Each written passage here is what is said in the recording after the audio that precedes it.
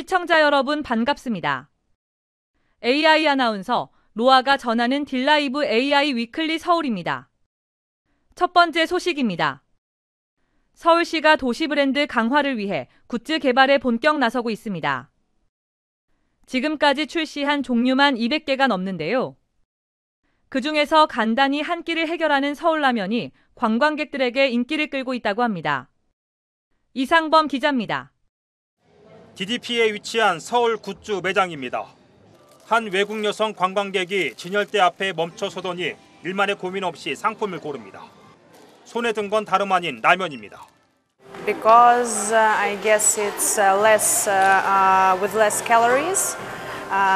With less calories and it's more delicious than the other types of ramen. 매장 내 매출도 상위권입니다. 또 관광객분들 많이 오시는데 특히 요즘에는 서울 라면이 또 인기가 많이 있습니다. 매출 순위에서 한 3위권 안에 들거든요. 그 다음에 저희 국물라면 같은 경우에는 지금 보시는 바와 같이 좀 품절. 서울시와 풀무원이 협업해 출시한 라면의 인기가 관광 상품으로 상종가를 치고 있습니다. 출시 5개월 만에 판매량 100만 봉지를 돌파했습니다. 서울에서 강릉까지 일렬로 닿을 수 있는 양입니다. 이제 서울 시민은 바쁜데 이제 그 건강을 또 챙기는 시민분들이 많으시잖아요. 그래서 바쁜 와중에 챙겨 먹을 수 있는 음식, 그게 이제 라면이라고 생각을 했고, 그 라면 중에서도 좀 건강하게 먹을 수 있는 라면을 개발을 하자. 서울 라면은 국물과 짜장 두 종류입니다. 두 라면 모두 겉면으로 고유의 라면 맛을 유지하면서 칼로리는 낮췄다는 평입니다. 무엇보다 한국인의 입맛을 담아내는데 주안점을 뒀습니다. 한국의 입맛에 맞췄습니다. 저희도 이제 글로벌 전략들을 수행하면서 가장 고민인 게 현지화할 거냐, 한국의 맛을 가져갈 거냐. 저희는 그냥 한국의 맛을 그대로 가져가는 게 맞다고 보고요. 또 이 제품의 차별점은 자연재료를 많이 써가지고 서울의 맛 그리고 라이프 스타일을 담은 서울라면. 외국 관광객의 입맛을 사로잡으며 서울의 도시 브랜드 세계화를 전면에서 이끌고 있습니다. 딜라이브 뉴스 이상범입니다.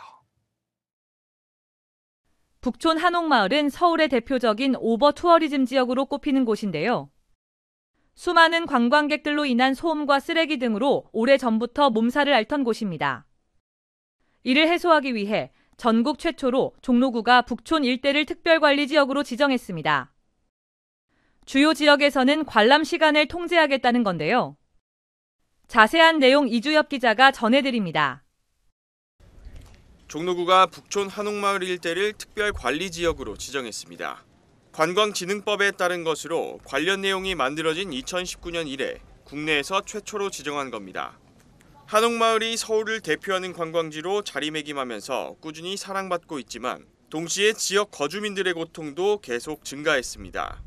소음과 사생활 침해에 고통받던 주민들이 하나둘씩 떠나면서 2018년 대비 2023년 북촌의 인구는 27%나 감소했습니다.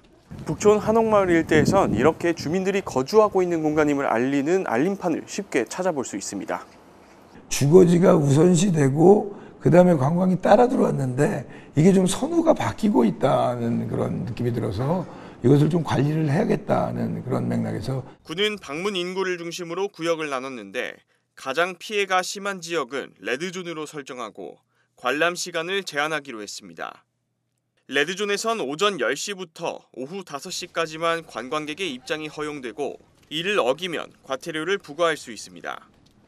오렌지존과 옐로우존은 주민 피해가 상대적으로 덜한 지역으로 법적 조치 없이 계도와 모니터링 정도만 이루어집니다. 이와 함께 안국역 사거리부터 삼천공원 입구까지 이어지는 북촌로 구간이 전세버스 통행 제한 구역으로 지정됩니다. 무슨 레드존, 오렌지존 이런 식으로 좀 갈랐습니다. 주거민들이 제일 많이 사시는 곳이 레드존이고요. 이런 지역은 좀 방문에 더 제약을 받게 되고요. 그리고 방문 시간을 제약하게 됩니다. 구는 이번 조치로 거주민들의 피해가 줄어들 것으로 기대하고 있지만 한편에선 우려 섞인 목소리도 나옵니다. 관광객과 주민을 어떻게 구분할 것이며 규제 기준이 자칫 과하진 않은지 고민이 필요하다는 지적입니다. 사실 이 북촌에 와가지고는 그 한옥마을이 굉장히 사람들이 뭐 이게 SNS 올리고 막 이렇게 하는데 굉장히 즐거워하고 항상 내가 그런 걸 보거든요. 근데 그 5시 같으면은 너무 좀 그렇지 않나.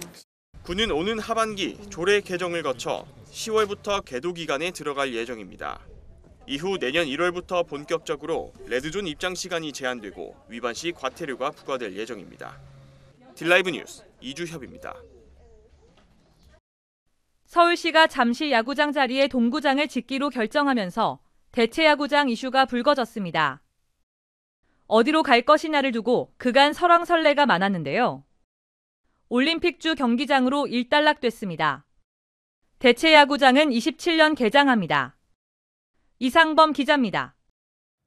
올림픽 주 경기장이 잠실 야구장 대체 구장으로 최종 확정됐습니다. 이에 따라 LG 트윈스와 두산 베어스는 27년부터 31년까지 총 5시즌 동안 올림픽 경기장을 홈구장으로 사용합니다. 타구장을 활용하는 것도 힘들고 또 이제 근본적으로 잠실이 야구의 성지고 또 수도권 또 강남 주민들 또 그래서 또 구단의 그런 요청에 의해서 잠실 주경기장을 대체구장으로 확정하기로 했습니다. 서울시는 곧바로 야구장 리모델링에 착수합니다. 기존 주 경기장에 설치된 축구장과 육상 트랙을 걷어내고 그 위에 야구장을 얹을 구상입니다. 관람석은 1층에서 3층으로 최대 34,000석 규모입니다. 그라운드 거리를 감안해 내야 중심으로 조성할 계획입니다. 여기는 일반 경기장이기 때문에 굉장히 관람석이랑 거리가 좀 있습니다. 저희들이 설계를 할 때 최대한 내야 부분을 활용을 하자. 외야 부분은 이벤트석으로 좀 경사로 많이 들어가지 못할 것 같은데요. 추가로 최대한 관람하는데 불편이 없도록 저희들이 설계를 하도록 하겠습니다. 비용은 400억 원가량 드는데 서울시가 선투자 방식으로 진행합니다. 대체 야구장은 26년 공사 착공, 27년 3월 개장 예정입니다. 저희 KBO는 서울 시민과 야구 팬들이 안전하고 쾌적한 야구 관람 환경이 조성될 수 있도록 양 구단과 서울시 그리고 모든 관계기관과의 협업에 최선을. 한편 서울시는 지난해 9월 잠실 야구장 현 위치에 돔구장을 새로 짓겠다고 발표했습니다. 3만석 규모의 호텔, 레스토랑 등이 들어설 것으로 보입니다. 돔 야구장 개장은 31년 목표입니다. 딜라이브 뉴스 이상보입니다. 종로구 보건소가 새 단장을 마치고 다시 문을 열었습니다. 복도를 넓히고 새로운 시설을 보강하는 등 이전보다 화사하고 쾌적해진 모습인데요. 새로워진 환경에 이용하는 구민들도 만족해하는 모습이었습니다. 이주엽 기자가 현장에 다녀왔습니다. 공간을 좁아 보이게 만들던 벽을 허물고 복도는 더 넓게 확장했습니다. 주 이용객인 노인층이 편하게 짚을 수 있도록 복도 손잡이는 낮고 튼튼하게 설치했습니다. 아주 한옥 분위기가 나고 차분한 게 아주 보기가 좋습니다. 아주 마음에 드네요, 보니까. 종로구 보건소가 넉 달간의 리모델링을 마치고 다시 문을 열었습니다. 낡고 오래된 건물인 만큼 이용자의 편의를 중점에 두고 환경을 바꿨습니다. 특히 협소한 공간의 재배치로 이용자 친화적인 동선과 쾌적한 환경을 구축하여 7월 1일부터 진료를 재개했습니다. 여기에 더해 구민들의 호응을 얻고 있는 맞춤형 건강 돌봄 서비스, 건강일항을 위한 신체 회복실과 결핵검사실을 새로 조성했고 감염병 안전관리 시설도 강화했습니다. 복지 자체가 점점 확대가 되면서 복지의 어떻게 핵심이 건강 쪽이랑 연결이 되기 때문에 보건소가 그 중심에 서리라고 생각을 하고 있습니다. 그래서 좀 보건소를 중심으로 그 건강이랑 서비스 기타 등등의 그 복지 정책들을 좀 풀려고. 최근 복지에 대한 관심과 수요가 늘고 있는 만큼 종로구는 앞으로 보건소를 중심으로 한 실효성 있는 의료 서비스를 강화해 나갈 방침입니다. 딜라이브 뉴스 이주협입니다. 홀로 사는 어르신에게 어느 날 치매가 발병했다면 생필품 구매부터 병원 진료까지 모든 일상이 난관이겠죠. 이런 홀몸 치매 환자를 돕기 위해 강동구는 공공후견제도를 운영하고 있는데요. 지역을 중심으로 한 안전망 구축이 고령화 시대를 극복할 하나의 대안으로 주목받고 있습니다. 보도에 유승한 기자입니다. 시력 저하로 앞이 잘 보이지 않는 데다 치매로 판단력까지 희미해진 남철용 어르신. 스스로 의사결정을 못하다 보니 병원 진료부터 은행 업무까지 모든 일상이 난관이었습니다. 하지만 다행스럽게도 강동구 치매안심센터가 맺어준 소중한 인연 때문에 안정을 되찾을 수 있게 됐습니다. 홀몸 노인이라 도움의 손길이 더욱 절실하던 시기에 든든한 수호천사가 되어준 건 공공후견인. 4년이란 세월이 흘러 이제는 가족이 됐습니다. 근데 선생님 안 계시면은 내 병원으로 간다든지 딴 무슨 서류 작성을 해서 뭘 한다든지 다 선생님이 다 이러고 하니까는 내 일부를 다 선생님이 살아주는 거예요. 그러니까 너무너무 가족처럼, 가족보다 더 마음적으로는 더 존경스럽고. 공직에서 은퇴한 후 곧바로 치매 노인의 후견인을 자처한 봉사자는 강동구에 거주해온 김대은 선생님입니다.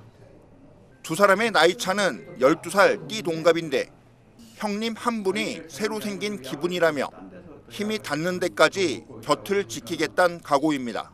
저 자신을 보는 것 같은 느낌이 많이 들어요. 선생님 저하고는 이제 딱 띠동갑이신데 자꾸 이제 그렇게 지나시고 이래다 보니까 제가 어느 시점에 가면 또 똑같은 경우를 겪지 않을까 그런 생각이 자꾸 많이 들더라고요. 그러니까 또 이제 진심을 갖게 또 대하게 되고 또 어떤 행동 같기도 하고요. 현재 강동구에 거주하는 치매 환자는 지난해 기준 3,400여 명. 특히 의사결정 능력이 부족한 독거 노인의 경우 돌봄 취약성은 더욱 심각합니다. 공공후견 제도가 치매 노인들의 존엄성을 보장할 현실적인 대안으로 제시된 이유입니다. 우선 올해 신규로 발굴된 피후견인과 후견인분들이 원활하게 활동할 수 있도록 지원을 할 예정입니다. 그리고 기존에 계시는 후견인분들과 피후견인에 대한 활동도 적극적으로 지원하고자 합니다. 또한 가끔씩 이 사업에 대해서 도움이 필요하거나 자문이나 교육 등을 요청하는 경우가 계신데요. 이 경우에도 적극적으로 참여해서 공공후견 사업의 활성화를 위해서 노력할 예정입니다. 도움이 절실한 이웃에게 든든한 울타리가 되어주는 강동구의 치매 공공후견 사업. 초고령화 시대를 극복할 하나의 대안인 만큼 제도적 뒷받침과 사회적 관심이 필요한 시점입니다. 딜라이브 뉴스 유승환입니다. 여름철 보양식 하면 떠오르는 음식, 바로 삼계탕인데요. 폭염과 장마가 오락가락하면서 기력이 쇠한 어르신을 위해 성북구는 사랑의 삼계탕 나눔 봉사에 나섰습니다. 박선화 기자입니다. 성북구 도남 2동 주민센터. 새마을 부녀회원들이 여름철 대표 보양식인 삼계탕을 요리합니다. 정성 가득한 삼계탕 한 그릇. 백숙과 곁들일 나박김치도 준비했습니다. 총 100인분을 조리해 취약 가구 및 독거 어르신에게 전달합니다. 어렵게 사는 이웃들을 위해서 저희들이 정성을 듬뿍 담아서 지금 사랑의 나박김치도 담고 삼계탕도 이렇게 하고 또 성북구 봉제협회 단체도 삼계탕 나눔 봉사에 동참했습니다. 상인들이 조금씩 힘을 모아 300인분의 레토르트 삼계탕을 준비한 것. 어르신들이 삼계탕을 드시고 건강한 여름을 보내셨으면 하는 마음입니다. 오늘 행사도 소상공인들이 십시일반 협찬을 해서 이렇게 행사를 진행하게 됐습니다. 날씨도 덥고 해서 지역 어르신들을 돕고자 작은 마음이랑 함께 하기로 해서 결정을 했습니다. 불볕더위와 장대비가 왔다 갔다 하는 여름철. 기력이 약해진 어르신을 위해 성북구 각동에선 삼계탕 나눔 봉사가 진행되고 있습니다. 취약계층과 독거 어르신의 건강을 챙긴다는 의미가 있습니다. 성북구는 어르신들의 건강한 여름나기를 위해 안부전화를 비롯해 무더위 쉼터를 운영 중입니다. 취약계층을 위해서 동네에 있는 곳곳에 공공시설에 쉼터를 성북구는 263개를 만들었습니다. 그래서 어르신들이 동네 보행하면서 좀 힘들지 않도록. 삼계탕 한 그릇에 담긴 사랑과 정성. 어르신들의 건강한 여름나기를 위한 삼계탕 나눔 봉사가 이어지고 있습니다. 딜라이브 뉴스 박선화입니다. 정부나 지자체 예산 중 복지가 차지하는 비중은 매년 높아지고 있습니다. 그만큼 복지의 종류와 혜택도 과거에 비해 다양해졌는데요. 문제는 내가 복지 대상이 되는지 또는 어디에서 혜택을 받아야 하는지 알아내기가 복잡하다는 겁니다. 강남구가 복지 정보를 한 곳에 모았습니다. 엄종규 기자입니다. 갑작스런 실직으로 인한 생계곤란, 육아에 도움이 필요할 때, 고령으로 인한 치매 걱정 등 최근 복지 수요는 다양해지고 있는 추세입니다. 그에 따라 민간과 관공서를 통해 제공되는 복지 서비스의 종류와 제공 주체도 다양해졌습니다.